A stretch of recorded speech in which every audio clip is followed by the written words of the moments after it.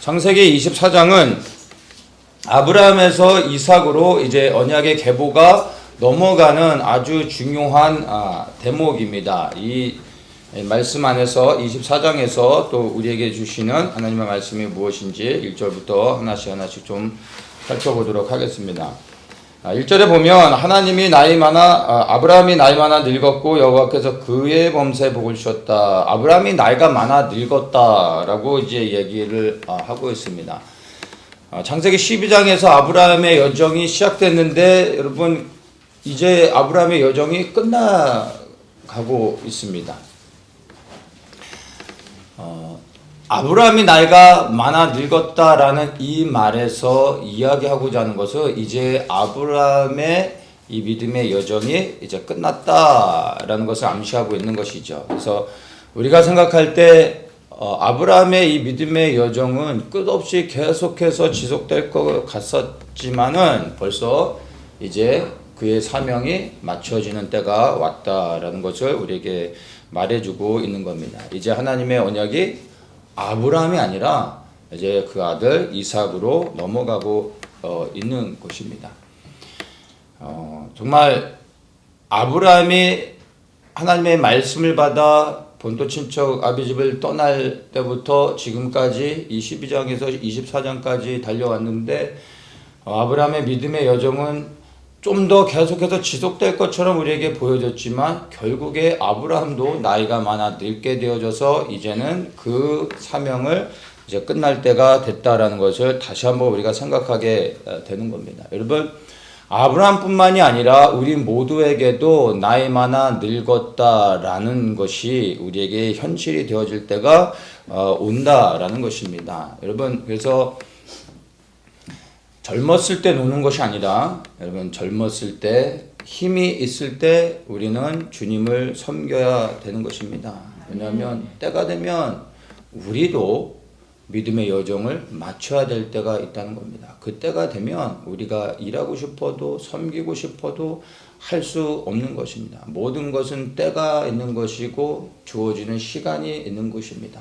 지금 우리가 주님을 섬길 수 있을 때 우리가 마음을 들이고 정성을 들이고 우리의 모든 것을 들여 주님을 섬기는 것들이 결국에 하나님 앞에 섰을 때 열매로 남게 되는 것이고 그것을 가지고 주님 앞에 우리가 서게 된다는 것을 우리가 기억하기를 원합니다. 이 위대한 믿음의 조상 아브라함도 여러분 나이 많아 늙게 됐다는 것을 다시 한번 마음에 새기면서 이 날이 우리에게 다가오는데 이것이 우리에게 두려움이나 부끄러움이 아니라 후회가 아니라 정말 주님 앞에 바울과 같이 고개를 들고 나의 믿음의 모든 여정을 마쳤다라고 담대히 말하며 의의 면류관을 소망할 수 있는 분들 되시기를 예수님의 이름으로 축복합니다. 아멘. 이제 또 보면은 여호와께서 그에게 범사에 복을 주셨다. 그가 나이가 많아 늙었지만 하나님께서는 항상 그의 범사에 복을 주셨다. 이렇게 이제 이야기를 하고 있습니다. 모든 일에 축복을 해주셨다. 이렇게 말하고 있는 겁니다. 이것을 우리가 잘못 이해하시면 안 됩니다. 하나님께서 그의 범사에 복을 주셨다라는 것이 만사형통할 수 있도록 하나님께서 그에게 축복해 주셨다라고 이해해서는 안 되는 겁니다. 우리가 잘 알듯이 아브라함이 하나님의 언약을 받아서 본토 친척 집을 떠나 알 수 없는 그 한 번도 가보지 않은 가나안 땅에 들어와서 지금까지 어떠한 고난과 시련을 겪어왔는지 우리는 너무나 분명하게 보았습니다. 그리고 그의 이 믿음의 여정이 결코 수월하지 않았다라는 것. 만약 우리가 동일한 것을 겪었다면 우리가 아브라함과 같이 이 모든 것을 넉넉히 통과할 수 있었을까 생각해 봐야 하는 것입니다. 오히려 그가 그 땅에 남아 있었다라면 받지 않아도 되는 많은 고난과 어려움이 있었던 것입니다. 그래서 사실 하나님께서 그에게 범사에 복을 주셨다라는 것을 우리는 제대로 잘 해석을 해야 되는 것입니다. 하나님의 말씀을 쫓아갔더니 만사형통하게 하셔서 모든 일들 가운데 그냥 하나님이 복을 주셨다라는 의미가 아니라는 것입니다. 고난이 없었다라는 의미가 아니라 언약을 따라 믿음의 여정을 떠났기 때문에 수많은 고난을 당하지만 그러나 그 고난을 넉넉히 통과할 수 있는 은혜를 주셨다라는 겁니다. 이게 아브라함이 범사에 받은 복이라는 것을 기억하십시오. 하나님이 우리에게 주시는 복은 만사형통이 아니라 고난과 어려움이 있지만 믿음으로 당하는 그 고난과 어려움을 넉넉히 통과할 수 있도록 하나님의 은혜가 붙잡아 주신다는 겁니다.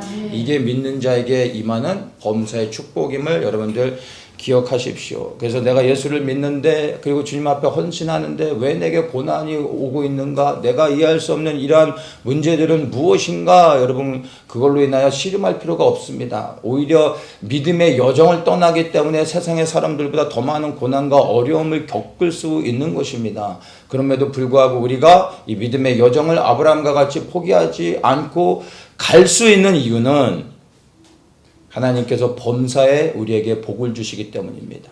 근데 그 범사의 복이 고난을 제하여 버리시는 것이 아니라 고난을 통과할 수 있도록 주님께서 붙잡아 주신다라는 것을 다시 한번 여러분들 믿음으로 확신하시기를 원합니다. 그래서 그리스도인들이 범사에 받는 복이 무엇인지를 다시 한번 생각하면서 이 복을 정말 누리기를 원한다면은 우리가 하나님의 부르심을 향하여 그리고 그 하나님이 우리에게 주신 언약을 붙잡고 나아가는 믿음의 행함이 있어야 될 것입니다. 그러면 정말 우리의 돌아온 인생들을 지나간 삶들을 돌아볼 때 하나님께서 나의 범사에 복을 주셨구나라는 것을 알게 될 것이고 또한 이것을 우리가 고백하게 될 때 주님 앞에 더욱더 큰 영광을 올리게 되어질 것입니다. 2절을 보겠습니다. 아브라함이 자기 집 모든 소유를 맡은 늙은 종에게 이르되 청컨대 내 손을 내 환도뼈 뱃에 넣어라. 내가 너로 하늘의 하나님 땅의 하나님이신 여호와를 가리켜 맹세하게 하노니 너는 나의 거하는 이 지방 가나안 족속의 딸 중에서 내 아들을 위하여 아내를 택하지 말고 내 고향 내 족속에게로 가서 내 아들 이삭을 위하여 아내를 택하라. 자, 이제 아브라함이 자기의 삶이 이제 끝나가는 것을 알고 이제 자기의 아들 이삭을 위해 이제 아내를 준비시키려고 하고 있습니다. 그러면서 이야기하는 것이 이제 종을 보내서 아들을 위해 아내를 준비하게 하는데 아내를 선택하는 기준이 명확합니다. 무엇입니까? 뭐 키가 어떻고 뭐 가문 출신이 무엇이고 뭐 돈은 얼마나 있고 뭐 이런 게 아니라 선택의 기준은 아주 명확합니다. 뭐죠? 4절에 보면 내 고향 내 족속에게로 가서 내 아들 이삭을 위하여 아내를 택하라. 내 고향으로 가라. 그래서 그 고향에서 내 족속에게서 아내를 택하라. 이것을 이렇게 말하고 있습니다. 무엇을 의미하는 거겠습니까? 이건 다른 것이 아니라 바로 가장 중요시 여기는 것이 이 신앙, 믿음이라는 것입니다. 그러면 왜 가나안 족속 지금 아브라함이 살고 있는 이 가나안 족속은 안 되는 것입니까? 이방인이기 때문에 안 된다는 것은 잘 알고 있죠, 우리가. 근데 왜 이방인은 안 되는 것입니까? 우리가 이 부분을 생각해 봐야 됩니다. 단순히 하나님께서 인종차별을 하시는 것이 아니라 창세기 20장 11절에 보면은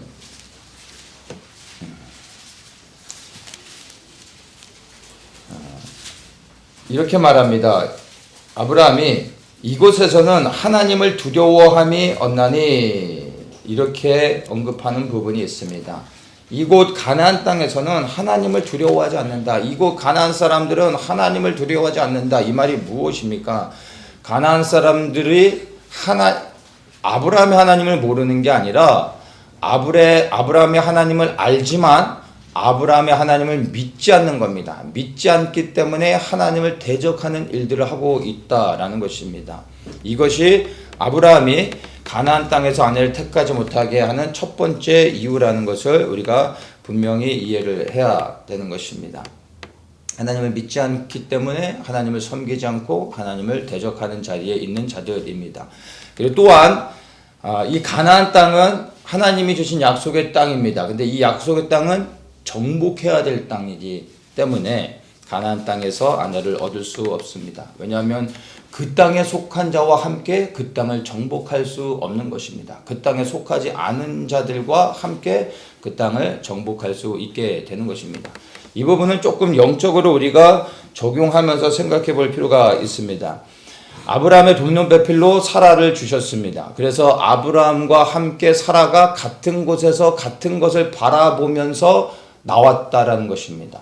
그래서 이삭은 아브라함의 자녀이기 때문에 아브라함과 함께 나온 것은 아니지만 아브라함과 사라의 믿음 안에서 함께 행보를 하고 있는 것이고 아브라함을 따라 본토 친척 아비집을 떠난 것이라고 말할 수 있습니다. 그런데 이삭의 아내가 될 사람 또한 이제 이 언약을 함께 이어갈 사람이고 바로 돕는 배필로서 이삭을 도와야 되는 것입니다. 그러면 이 이삭의 돕는 배필 또한 이삭이 나온 곳으로부터 같은 곳에서 같은 것을 바라보며 출발해야 되는 것입니다. 이것이 되지 않으면 함께 돕는 배필로서 연합하여 하나님의 이 언약을 위해 나아갈 수 없다는 것을 우리가 이해해야 되는 것입니다. 그래서 세상에 속한 자는 결코 주님의 비전에 연합할 수 없다라는 것을 우리는 압니다. 여러분, 세상에 속하지 않은 자만이 약속의 땅으로 들어갈 수 있는 겁니다. 우리는 이 땅에서 시작하였지만 우리의 마침은 이 땅이 아니라 어디입니까? 하나님의 나라 본향을 향해 나아가야 된다라는 것입니다. 출발은 이곳입니다. 그러나 우리의 종착점은 결코 이 땅이 아닌 영원한 하나님의 나라에 대한 소망을 가져야 되는 것입니다. 그래서 우리는 반드시 있는 자리에서 떠나야 되고 우리와 함께 이 믿음의 동역을 이루는 사람들 또한 똑같은 장소에서 함께 떠나는 자들만이 함께 연합하여 그 부르심을 향하여 그리고 하나의 표대를 향하여 나아갈 수 있다는 것을 반드시 기억해야 됩니다. 그래서 돕는 배필은 똑같이 이 과정을 거쳐야만 하는 것입니다. 그래서 이것을 우리가 그리스도인들의 결혼으로도 연결시킬 수 있겠죠. 단순히 교회만 다닌다고 해서 같이 갈 수 없습니다. 세상 사람들은 당연히 예수님을 믿지 않는 사람들은 말할 것도 없겠지만은 같은 교회를 다닌다고 해서 기독교라는 것만 때문에 함께 연합할 수 있는 것이 아닙니다. 같은 것을 바라볼 수 있어야 된다라는 것입니다. 조금 더 구체적으로 보면 우리가 교회 안에 있는 수많은 성도들이 있는데 교회 안에서도요 많은 사람들이 다른 것들을 바라봅니다. 그런데 같은 교회 안에서도 다른 것을 바라보면 결국에 같이 갈 수 없다라는 겁니다. 같은 것을 바라볼 수 있어야 된다라는 것입니다. 그래서 한 교회를 다닌다고 해서 하나의 비전 안에 있다고 말할 수 없습니다. 같은 것을 실제로 바라보고 같은 걸음을 해야 되는 것입니다. 그래서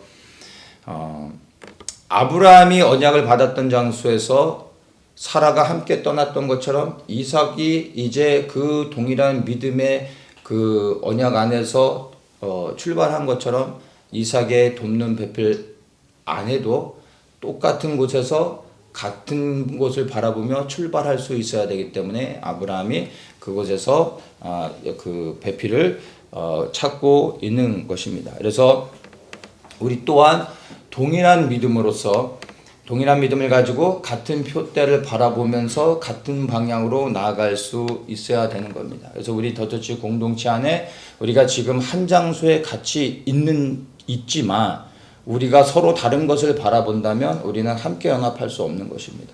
하나의 비전 안에서 하나의 표대를 같이 보고 동일한 걸음으로 가야지만 우리가 아름다운 연합을 할 수 있다는 것입니다. 주님께서 제게 보여주신 것을 우리 성도님들 또한 동일하게 볼 수 있기를 주님의 이름으로 축복합니다.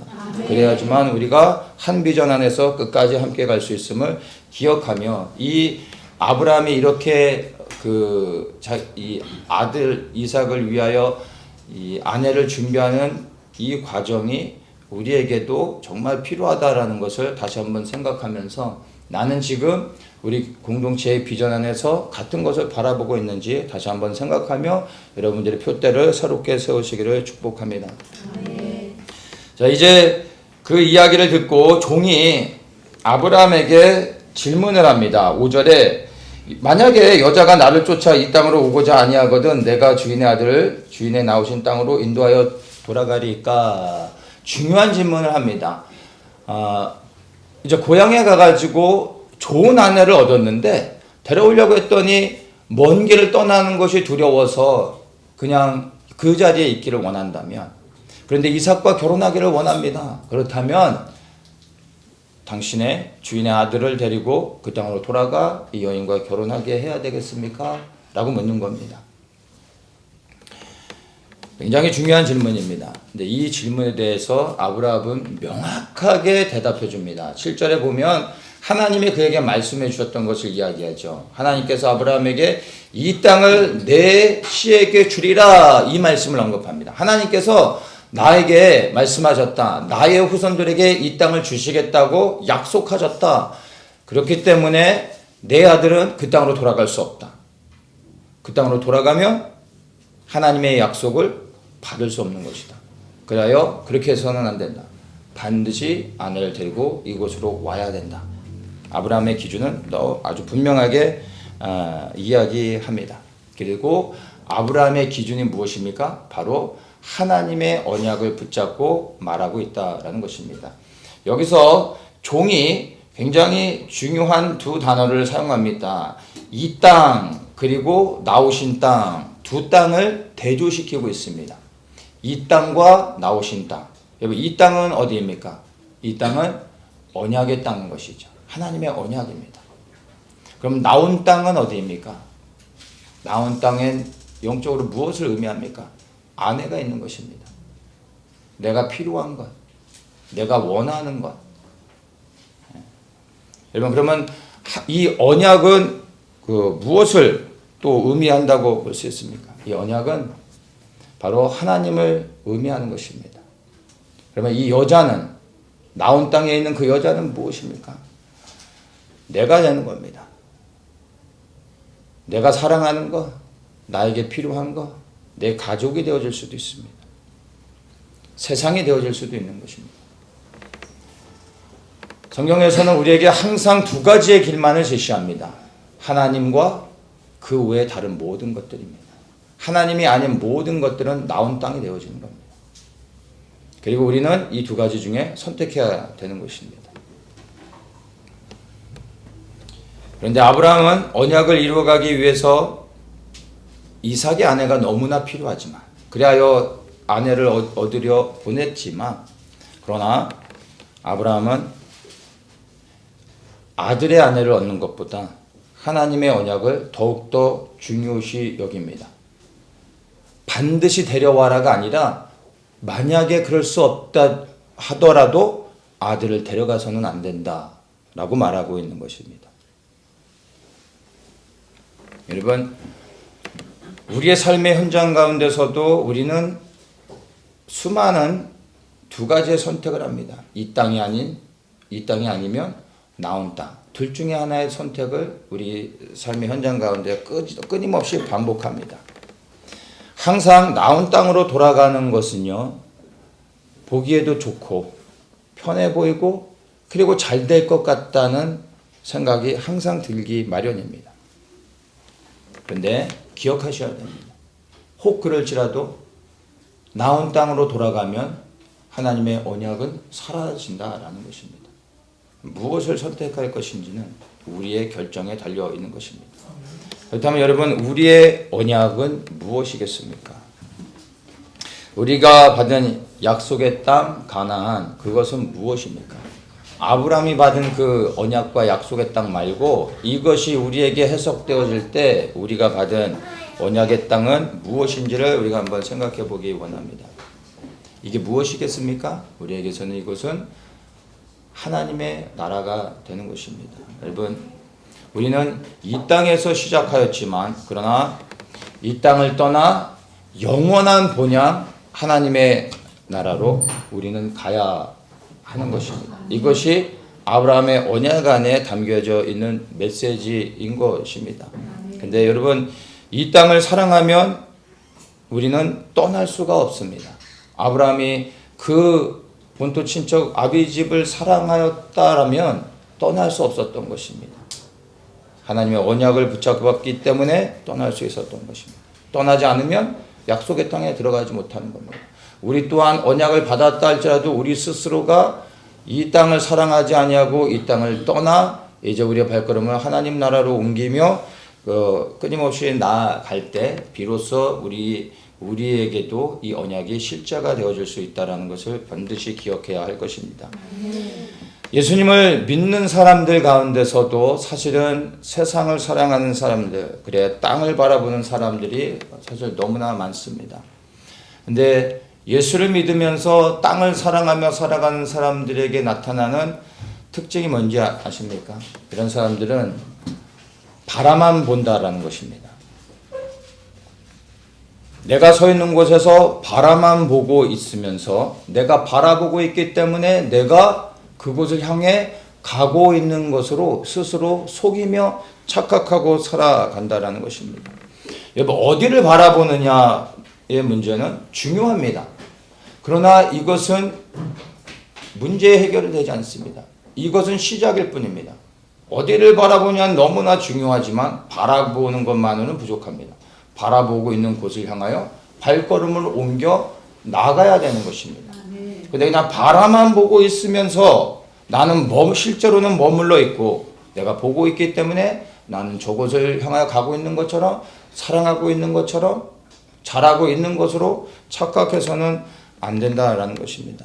여러분 정말 하나님 나라를 소망하십니까? 하나님의 언약을 믿음으로 붙잡고 그것을 소망하며 여러분이 나아가고 있습니까? 그러면 여러분이 바라보고 있는 곳을 향하여 여러분의 발걸음이 옮겨져 가고 있는지, 그리하여 행진하며 나아가고 있는지를 여러분이 점검하셔야 되는 겁니다. 바라보는 것만으로는 부족하다는 것을 기억하십시오. 여러분, 하나님의 나라는 실제인 것입니다. 보이지 아니하지만 아브라함이 믿음으로 보고 언약을 따라 나아갔던 것처럼 보이지 않는 하나님의 나라가 우리의 삶 속에 얼마나 실제인지를 여러분이 깨달으시기 원합니다. 우리의 삶 속에서 끊임없이 하나님의 나라는 임하고 있고 누릴 수 있는 것입니다. 아니, 누리고 있어야 하는 것입니다. 그리하여 이 땅에 실제로 임할 그 나라를 더욱더 소망하며 우리의 발걸음을 땅이 아닌 저 하늘을 향하여 믿음의 행진을 끊임없이 해나가야 된다는 것을 기억하시며, 나는 이 시간 바라보고 있는 저 하나님 나라에 대한 소망으로 내 믿음의 발걸음을 옮기고 있는가, 여러분의 발걸음을 확인하시기를 축복합니다. 아멘. 이렇게 그 종이 아브라함에게 질문했을 때 아브라함이 대답했던 것을 다시 한번 보도록 하겠습니다. 아브라함이 이제 종이 만약 그 아내를 구했는데 그 아내가 돌아오지 않는다, 오기를 원치 않는다면 아들을 데리고 갈까요? 라고 물었을 때 아브라함이 이렇게 대답합니다. 다시 한번 6절부터 8절까지를 읽겠습니다. 삼가 내 아들을 그리로 데리고 돌아가지 말라. 하늘의 하나님 여호와께서 나를 내 아버지의 집과 내 본토에서 떠나게 하시고 내게 말씀하시며 내게 맹세하여 이르시기를 이 땅을 내 씨에게 주리라 하셨으니 그가 그 사자를 내 앞서 보내실지라. 내가 거기서 내 아들을 위하여 아내를 택할지니라. 만일 여자가 너를 쫓아오고자 아니하면 나의 이 맹세가 너와 상관이 없나니 오직 내 아들을 데리고 그리로 가지 말지니라. 여러분, 이 6절부터 8절까지 아브라함이 한 이 말은요, 첫 번째 아브라함이 마지막으로 한 말입니다. 창세기 12장에서부터 시작되는 아브라함의 여정이 끝나는 시점이 사실은 여기입니다. 이 말을 끝으로 아브라함은 더 이상 아무런 말도 하지 않습니다. 아브라함의 모든 일들은 이 대사를 끝으로 사라지게 됩니다. 그래서 이 말은 사실은 아브라함이 마지막으로 한 말, 즉 유언과 같은 마지막 대사인 것을 여러분 아셔야 됩니다. 이제 더 이상 우리가 이제 창세기를 계속 볼 때 아브라함이 무슨 말을 했는지 여러분들이 더 이상 들을 기회가 없게 될 겁니다. 마지막 말입니다. 그래서 우리가 아브라함이 무엇을 마지막으로 말하고 있는지를 다시 한번 생각해 볼 필요가 있습니다. 성경이 아브라함의 어떠한 말을 마지막으로 남겼는지도 생각해야 되는 겁니다. 하다 보니까 이 말을 마지막으로 그냥 한 것이 아니라 하나님의 의도하신 가운데 아브라함이 이것을 마지막으로 말하고 있다는 겁니다. 근데 그가 말한 내용이 무엇입니까, 여러분? 내가 죽으면 장롱 밑에 금딱지가 있다. 뭐 이런 얘기입니까? 내가 죽으면 나의 비석을 크게 해라. 이런 얘기입니까?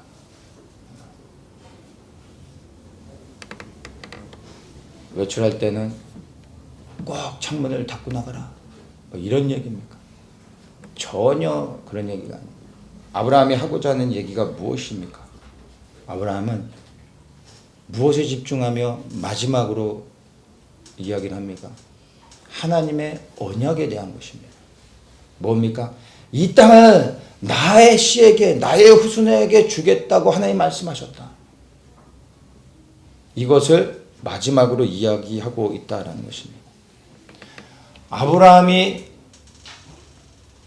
고향을 떠나서 그리고 이 마지막 말을 마치기까지 아브라함의 인생의 모든 여정이 언약을 받은 이후로부터 그가 마지막 말을 할 때까지 그의 모든 관심은 오직 하나님의 언약 이거 하나를 붙잡고 일평생 달려왔다라는 것을 성경에서는 말해주고 싶었던 것입니다. 그리고 실제로 아브라함의 삶은 그랬다라는 것을 우리가 확인할 수 있는 것입니다. 죽는 순간까지도 마지막으로 그가 붙잡았던 것은 하나님의 언약이었던 것입니다.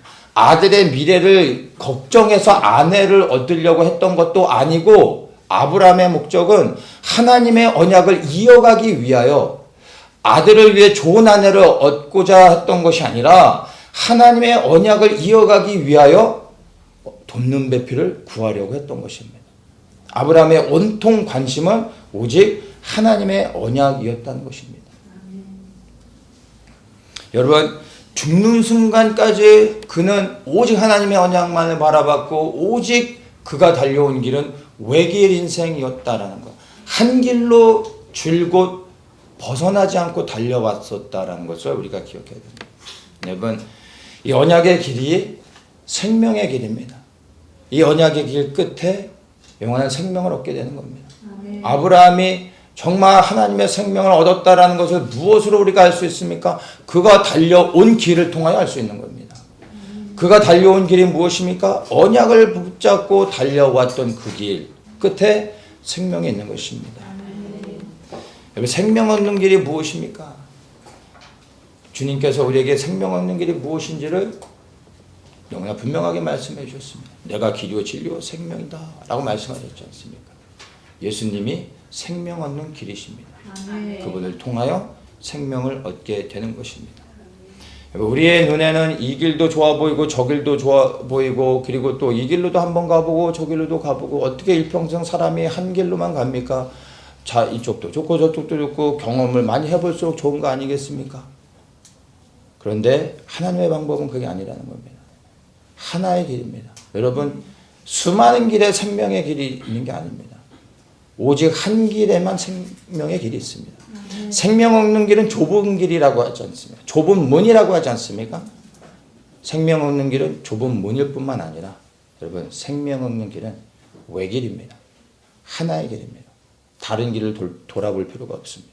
오직 한 길로 달려가야 됩니다. 이 외길 끝에 좁은 문이 있는 겁니다. 이 길을 달려가는 것만으로도 우리의 모든 에너지를 쏟아도 쉽지 않은데 어떻게 이 외길 좁은 길을 가면서 이 길도 가보고 저 길도 가보고 이 길을 돌아보고 저 길도 돌아볼 수 있겠습니까? 전심으로 오직 생명 얻는 길을 향하여 나아가야 된다는 것입니다. 여러분, 오직 예수 그리스도가 생명 얻는 길이요 유일한 언약의 길이라는 것을 우리가 발견했다면 여러분, 이제는 더 이상 다른 것을 돌아볼 필요가 없습니다. 더 좋아 보이는 것들을 향하여 기웃거릴 필요가 없습니다. 세상의 사람들은 생명 얻는 게 무엇인지를 모르기 때문에 다른 길을 찾을 수밖에 없겠지만 우리는 영원한 생명의 길이 무엇인지 누구인지를 알았다면 이제 왜 우리가 주저하겠습니까? 이 길을 향하여 그리스도의 길 위에 서서 우리는 전심으로 달려가야 되는 것입니다. 오직 생명 얻는 예수 그리스도의 길로 달려가시기를 축복합니다. 아멘. 이제 아브라함이 다시 한번 8절에 그 종을 향하여 분명하게 언급합니다. 만일 여자가 너를 쫓아오고자 아니하면 나의 이 맹사가 너와 상관이 없나니 오직 내 아들을 데리고 그리로 가지 말지니라.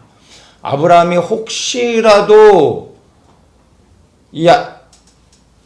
이삭의 아내가 될 사람이 돌아오지 않는다고 할 때 이 종이 아들을 데리고 돌아갈까봐 혹시라도 염려가 되어져서 당부를 하는 것입니다. 절대로 데리고 돌아가지 마라. 만약 이 아내가 오기를 원치 않는다면 이제 너의 일은 끝났다. 여기에 대해서 너의 책임은 더 이상 내가 묻지 않을 거다. 넌 여기에서 자유해도 된다. 라고 이 종을 풀어주는 겁니다. 그리하여 혹시라도 아들을 데려가지 않도록 다시 한번 신신당부하는 겁니다. 이 세 번역으로 제가 이 8절을 읽어드리겠습니다. 그 여인이 너를 따라오려고 하지 않으면 너는 나에게 한 이 맹세에서 풀려난다. 다만 나의 아들을 그리로 데리고 가지만은 말아라. 당부하고 부탁하고 있는 겁니다. 내가 너에게 이것을 명령하고 있지만 나의 마지막 명령이지만 너가 이 일을 성공시키지 못해도 너 책임이 아니다. 다만 내 아들 데려가지 말아라. 그것은 안 된다. 라고 얘기하는 겁니다.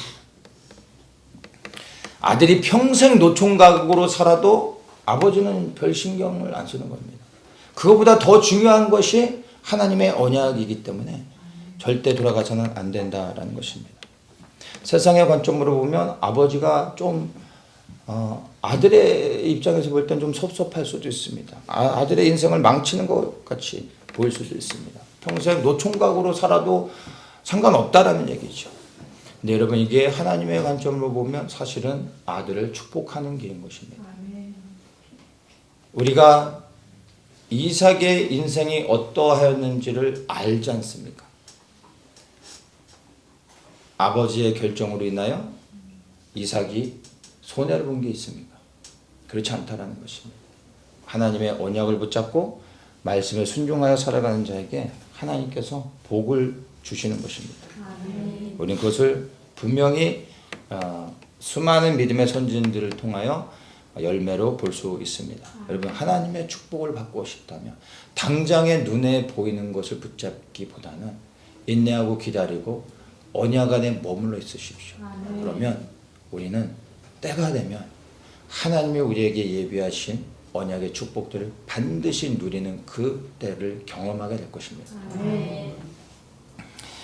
이제 종이 이 주인의 말씀을 따라서 이제 아브라함의 고향으로 돌아갑니다. 그리고 나홀이라는 성에 이르러 우물 곁에서 이제 때를 기다리면서 아브라함의 하나님에게 기도합니다.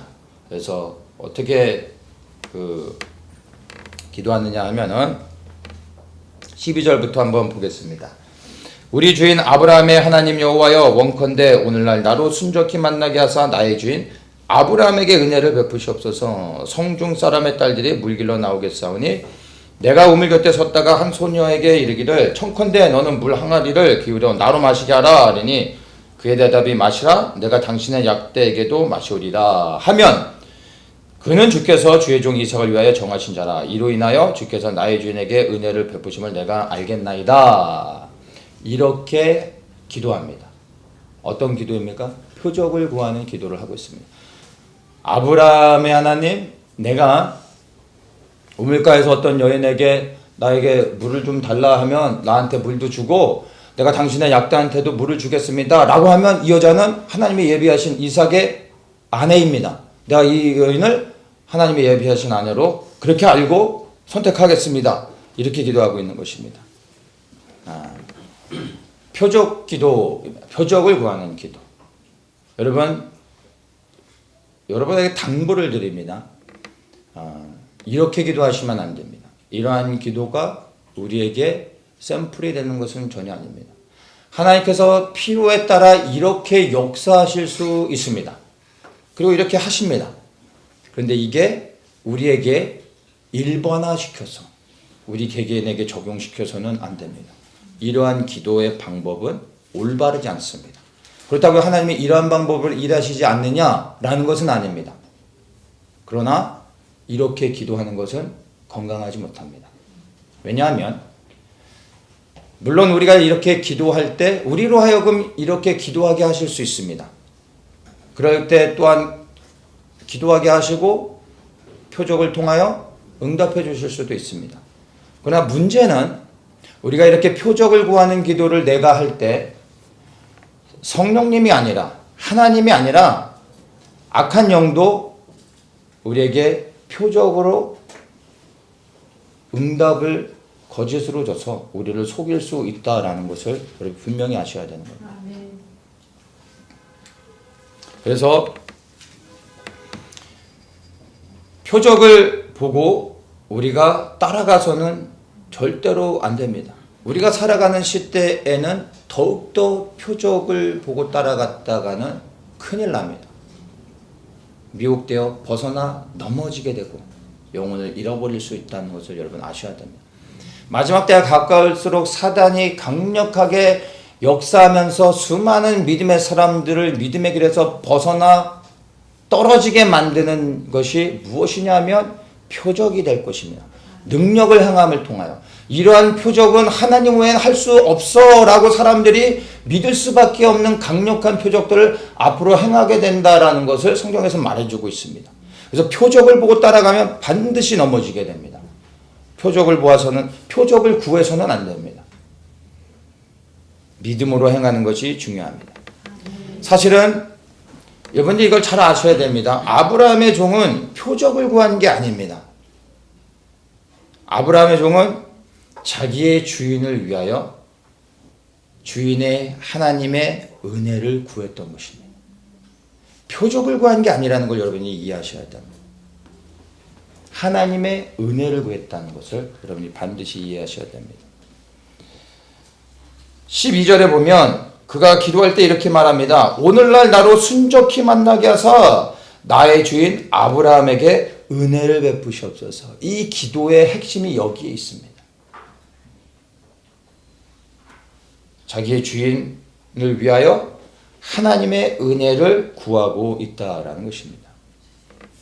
이 주인을 위해 종이 구했던 이 은혜가 바로 헤세드입니다. 여러 차례에 걸쳐서 헤세드를 얘기했지 않습니까? 헤세드가 무엇입니까? 그냥 여러분이 아는 하나님의 인자와 자비와 성실과 사랑 이런 거 말고요. 헤세드의 본질이 뭡니까? 언약한 자에게 베푸시는 하나님의 은혜와 사랑인 겁니다. 여러분 반드시 기억하셔야 됩니다. 헤세드는 단순한 하나님의 은혜와 사랑이 아닙니다. 하나님의 언약 안에 있는 자에게 베푸시는 은혜라는 것입니다. 그럼 언약을 했다는 게 무엇입니까? 언약을 했다라는 것은 언약 안에 있다라는 것, 계명을 지키는 거죠. 계명을 지킨다는 게 뭐예요? 계명을 지킨다는 건 말씀에 순종하며 살아간다라는 것입니다. 여러분들이 정말로 하나님의 은혜가 필요하다면, 하나님의 은혜를 받기를 원한다면 여러분 은혜를 구해서 은혜를 받는 게 아닙니다. 언약 안에 있을 때 하나님의 은혜가 찾아오는 겁니다. 아멘. 출애굽기 20장 6절에 이렇게 말합니다. 나를 사랑하고 내 계명을 지키는 자에게는 천대까지 은혜를 베푸느니라. 이 은혜가 헤세드입니다. 천대까지 베풀어 주시는 하나님의 헤세드가 기준이 무엇입니까? 나를 사랑하고 내 계명을 지키는 자라는 겁니다. 이해되십니까? 여러분 정말 하나님의 은혜를 받기를 원한다면 지금 여러분의 삶의 인생 가운데 하나님의 헤세드가 정말로 필요하다면 은혜를 구하지 마십시오. 헤세드를 주십시오라고 구하기 이전에 나는 하나님의 언약 안에 있는가를 돌아보셔야 된다는 겁니다. 나는 언약 안에 있지도 않으면서 하나님의 헤세드를 구해서는 오지 않는 겁니다. 이 하나님의 헤세드는 불쌍한 사람들에게 베풀어주는 자선이 아니라는 겁니다. 언약해야지만 받을 수 있는 겁니다. 이 아브라함의 종이 주인을 위하여 구했던 하나님의 은혜가 왜 하나님이 들으시고 응답하셨을까요? 아브라함이 하나님의 언약 안에 있었기 때문에 이 기도가 응답되어질 수밖에 없었던 것입니다. 은혜는 구해서 받는 것이 아니라 언약 안에 있을 때 받을 수 있다라는 것을 다시 한번 여러분 기억하시기 바랍니다. 그래서 여러분 표적을 구하지 마십시오. 하나님의 은혜를 구하십시오. 근데 하나님의 은혜를 받고 싶다면 여러분 구하기 이전에 나는 언약 안에서 행하고 있는가 돌아보시고 여러분의 삶의 방향을 하나님의 언약 안에 맞추십시오. 하나님의 은혜가 여러분의 삶에 찾아오시며 차고 넘치도록 부어주시며 표적 또한 보실 수 있게 될 것입니다.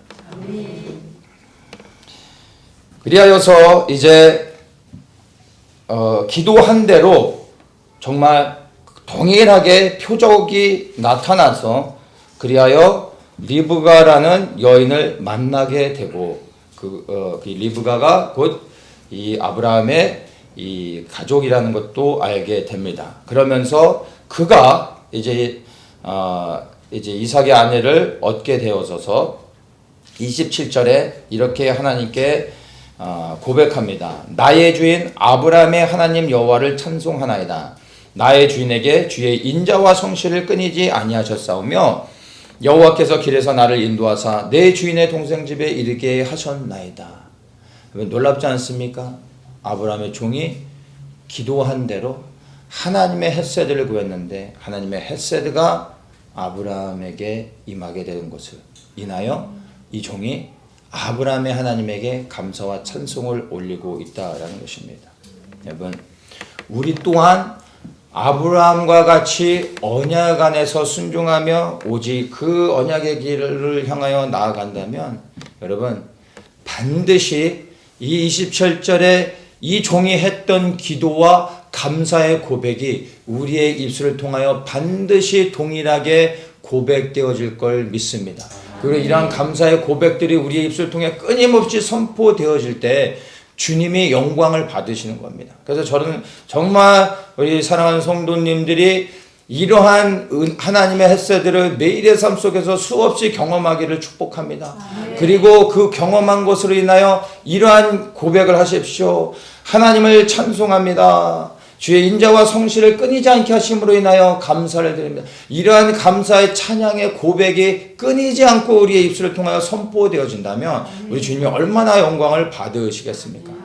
그리고 이것을 증거하고 자랑하고 전하시는 분들이 되시기를 예수님의 이름으로 다시 한번 축복합니다. 자, 이제 아브라함의 아브라함이 준 이 너무나 큰 일들을 하나님의 은혜 가운데서 이제 잘 감당하게 됩니다. 그래서 아내를 찾아서 이제 이 리브가와 함께 그 집에 들어가게 되죠. 그리고 라반과 그 가족들을 만나고 어떠한 과정 가운데 이 종이 오게 됐는지 그리고 리브가를 찾게 됐는지에 대해서 29절부터 쭉 설명을 해줍니다. 그렇게 하고 그 모든 이야기를 들었을 때 라반과 부두엘이 이제 그 51절에 이렇게 말합니다. 50절부터 읽겠습니다. 이 일이 여호와께로 말미암았으니 우리는 가부를 말할 수 없노라. 리브가가 그대 앞에 있으니 데리고 가서 여호와의 명대로 그로 그대의 주인이 아들이 아내가 되게 하라.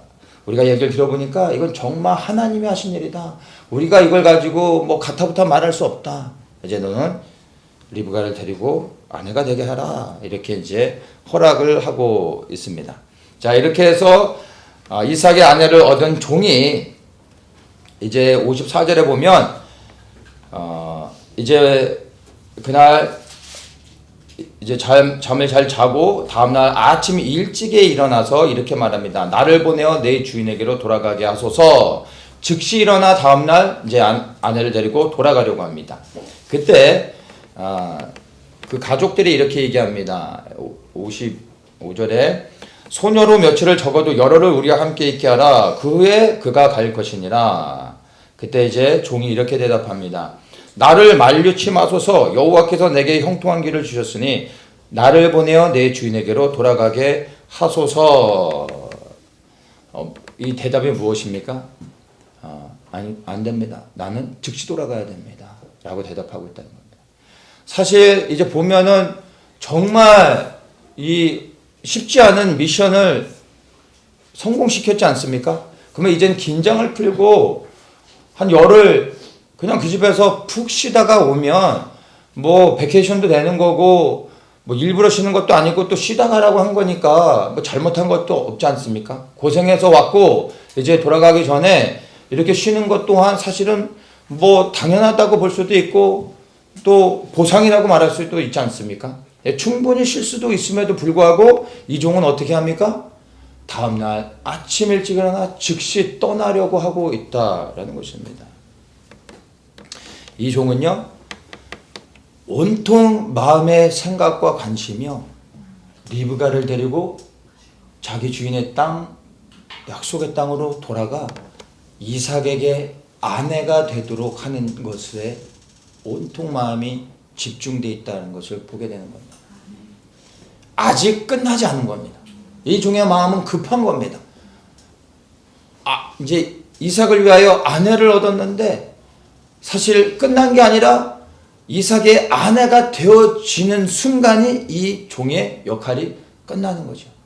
아직 긴장을 풀 수가 없었던 겁니다. 마음이 급해서 다음날 일어나 즉시 가려고 하고 있습니다. 이 종을 보면 얼마나 아브라함에게 있어서 착하고 충성된 종인지를 알 수가 있는 겁니다. 우리는 이 종을 보면서 우리가 하나님 앞에 이러한 종이 되어야 한다라는 것을 생각하게 됩니다. 우리는 과연 우리에게 맡긴 하나님의 일을 이러한 종의 태도로 하고 있는가 생각해 볼 때 참 쉽게 말할 수 있는 부분이 아닌 것 같습니다.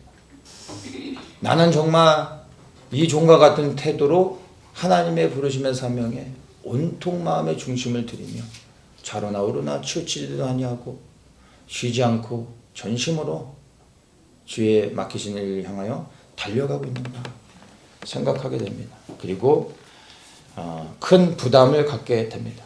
그런데 이러한 종의 헌신과 수고가 있었기 때문에 이삭이 아내를 얻을 수 있었다라는 것을 생각하게 됩니다. 그리고 하나님의 언약의 계보가 이어지게 된다는 것을 우리는 생각해야 될 것입니다. 그리고 다시 한번 우리 개개인에게 있어서 이 종의 태도가 우리에게 얼마나 필요한지를 다시 한번 우리가 고민해 보기를 원합니다. 자, 이제 이 종이 즉시로 떠나겠다고 할 때 이제 이 리브가의 가족들이 이제 허락하고 보냅니다. 이제 리브가를 떠나 보내면서 그 가족들이 마지막으로 그 떠나는 리브가를 향하여 이렇게 선포합니다. 60절에 리브가에게 축복하여 가로되 우리 누이여 너는 천만인의 어미가 될지어다. 내 씨로 그 원수의 성문을 얻게 할지어다. 이렇게 선포합니다. 이 선포는 이 축복의 메시지는 어디서 들어본 거 아닙니까? 창세기 22장 17절을 보겠습니다.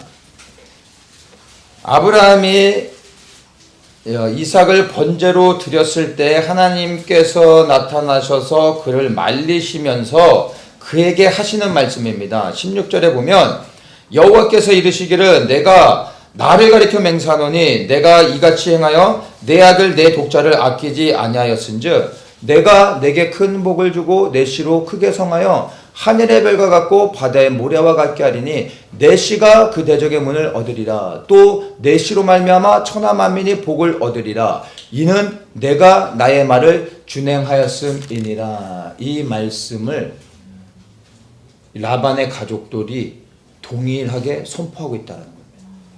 하나님이 아브라함에게 하신 이 선포의 말씀을 이 라반의 가족들이 들었을 리가 없지요.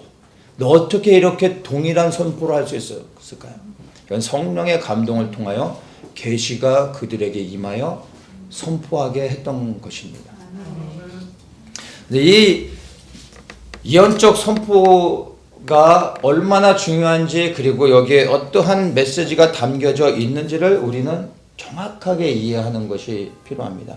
이 메시지 안에 즉 천만인의 어미가 될지어다 내 씨로 그 원수의 성문을 얻게 할지어다 라는 이 메시지가 이 아브라함에게 선포하셨던 하나님의 이 예언적 선포와 연결해서 볼 때 여기에 담겨져 있는 핵심적인 메시지가 뭐냐면 첫째 이스라엘의 번영입니다. 그리고 이스라엘의 번영을 통하여 메시아가 등장하게 되는 겁니다. 메시아의 등장을 통해 사단이 멸망을 향합니다. 그리고 그리스도의 복음을 통하여 열방의 구원을 얻게 됩니다. 그 열방의 구원은 곧 하나님의 나라의 영광이 되는 겁니다. 이 예언적 선포 안에 담겨져 있는 메시지들이 너무나 놀라운 것입니다. 그래서 아브라함과 하나님이 맺은 언약의 본질이 여러분 땅이 아닙니다. 지금 이스라엘이 살고 있는 저 팔레스타인 지역이라고 말하는 단순한 눈에 보여지는 그러한 땅에 대한 언약이 아닌 겁니다. 이스라엘로 시작하여서 아브라함으로 시작하여서 무엇으로 마칩니까? 열방의 구원을 통해 하나님의 나라가 이루어지는 것으로 하나님께서 아브라함과 맺은 언약 안에 담겨져 있는 의미를 우리가 이해해야 되는 것입니다. 우리가 이스라엘을 위하여 기도하는 이유가 이스라엘을 위해서가 아니라 이 언약의 선포의 끝에 하나님 나라를 통하여 이 땅에 이루어지는 하나님의 영광을 보며 이스라엘의 회복을 위하여 우리가 기도하는 것입니다.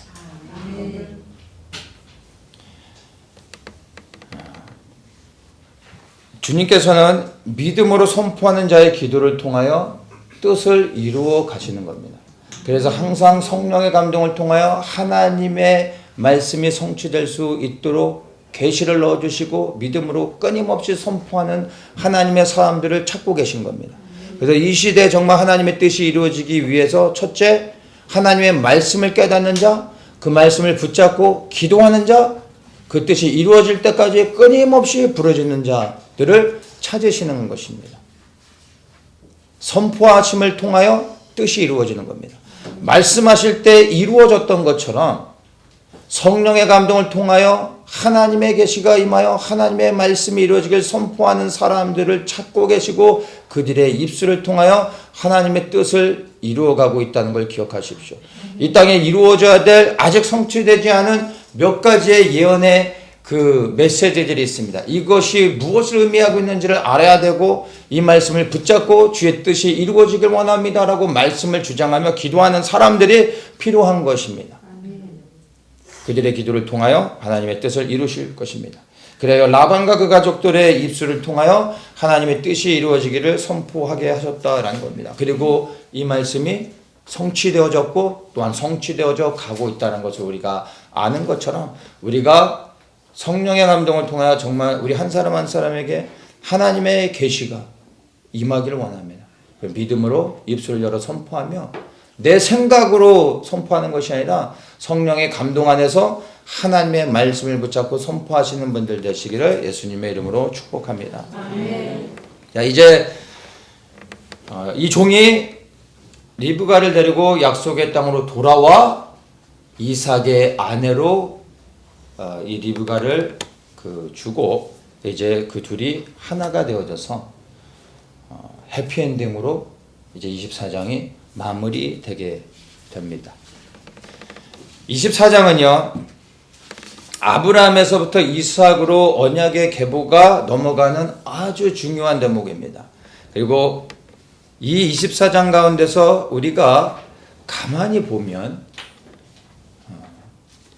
아브라함도 주인공이 아니고 이삭도 가만히 보면 주인공이 아닙니다.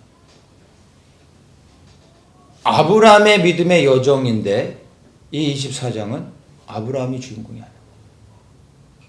그렇다고 이삭도 아닙니다. 생각해 보셨습니까? 이 24장이 누구로 인하여 스토리가 흘러가며 주님의 뜻을 이루고 있습니까?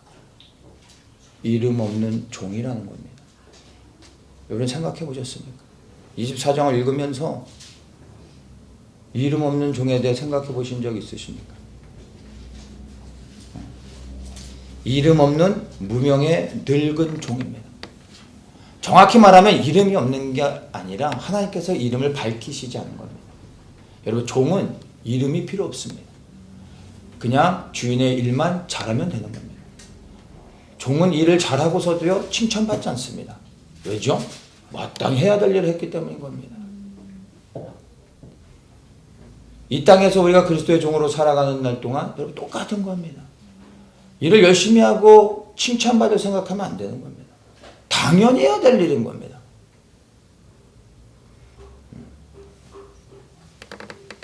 이름 없는 종의 수고와 헌신을 통하여 하나님의 뜻이 이루어졌다는 걸 여러분 생각해 보십시오. 놀랍지 않습니까? 이름 없는 이 무명의 종의 헌신을 통하여 하나님의 언약의 계보가 이어져 가게 됐다는 겁니다. 이 종은 24장 요 한 곳에 딱 한 번 등장합니다. 여러분, 이 종에 대해서 한번 생각해 보지 않으셨을 겁니다. 아니, 이런 종이 여기에 등장하고 있는가? 라는 생각조차, 내가 이 종을 생각하지 못했구나라는 인식조차 못하셨을 겁니다. 근데 여러분, 이 종을 생각하셔야 됩니다. 이 종은 모든 사명을 마친 후에 여전히 이름이 없는 채로 사라집니다. 더 이상 언급하지도 않습니다. 여러분, 우리가 이런 종과 같이 이와 같은 삶을 살아야 됩니다. 이름 없이 충성된 그리스도의 종으로 이 땅에서 살다가 이름 없이 이 땅에서 사라지면 되는 겁니다. 우리의 이름은 기록되지 아니하여도 우리의 수고와 헌신을 통하여 우리의 주인 되신 그리스도께서 영광을 받으시면 끝나는 겁니다. 네, 여러분, 이것을 기억하십시오. 이 이름 없는 종이 하나님의 나라에서 지금 하나님이 그의 이름을 불러주시며 인정받고 있다는 겁니다. 이 땅에서 우리의 이름이 기록될 필요는 없습니다. 그러나 우리가 모든 수고를 마치고 주님 앞에 섰을 때 주님은 그때 비로소 우리의 이름을 불러주실 겁니다. 그리고 우리를 인정해 주실 겁니다. 우리가 하나님 나라에서 인정받기를 원한다면, 그리하여 그리스도의 이름으로, 그리스도께서 우리의 이름을 호명하여 주시기를 원한다면, 그 영광에 참여하기 원한다면 이 땅에서 이름 없는 자로 살아가십시오. 수고와 헌신을 한 후에 드러낼 필요가 없습니다. 더욱더 숨겨야 되는 겁니다. 그래야 하늘에서 우리의 이름을 높여주는 겁니다. 말씀을 마치겠습니다. 여러분, 이름 없는 종은 아주 잠깐 등장하지만 언약을 정말 이어주는 너무 중요한 브릿지 역할을 감당했다는 것입니다.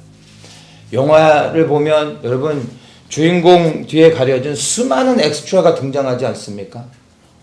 어느 누구도 엑스트라에 주목하지 않습니다. 그러나 영화에 그 수많은 엑스트라들이 없었다면 주인공은 빛날 수가 없는 겁니다.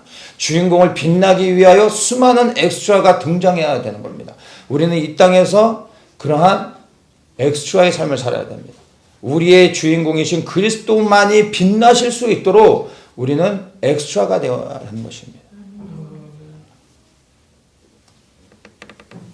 그렇게 우리가 이 땅에서 이름 없는 종으로 충성스럽게 모든 일을 마치고 난 후에는 여러분, 분명히 기억하십시오. 하나님 나라에서는 우리의 이름을 불러주시고 세워주시고 그리고 영원토록 생명책에 우리의 이름이 기억된다라는 것을 여러분 믿으시길 바랍니다.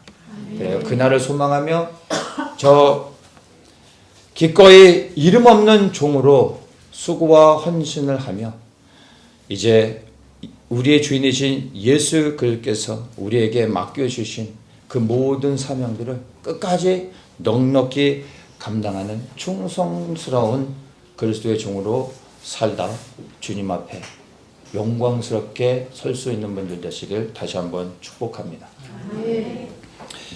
참 좋으신 주님, 감사와 찬송을 올려드립니다. 이 이름 없는 문명의 종을 통하여 하나님의 언약이 어떻게 이루어져 가고 있는지 우리가 다시 한번 살펴보게 되어졌습니다.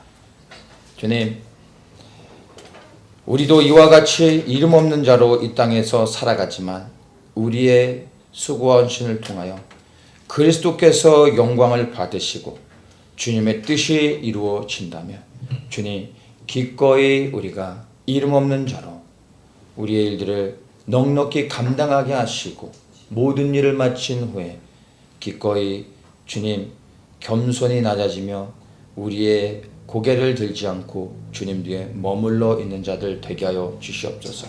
우리의 수고를 통하여 다만 오직 예수 그리스도의 뜻이 이 땅에 이루어지며 그리스도의 나라가 이 땅에 임하며 하나님의 영광이 온전히 회복되어지기를 소망합니다. 오늘도 이와 같이 무명의 종들을 찾으시며 이러한 자들의 수고를 통하여 하나님의 나라가 이루어지고 있음을 다시 한번 보고 깨닫게 하시고 기꺼이 이름 없는 종으로 이 땅 가운데서 살아가는 저희들 되게 하시고 그 끝에 주님이 우리의 이름을 불러주시며 하나님 앞에서 영광스럽게 해주실 것을 믿고 감사와 찬송을 올려드려옵니다. 그날이 임할 때까지 주님 우리의 믿음의 여정을 포기하지 않고 전심으로 달려가는 저희들 되게 하여 주시옵소서.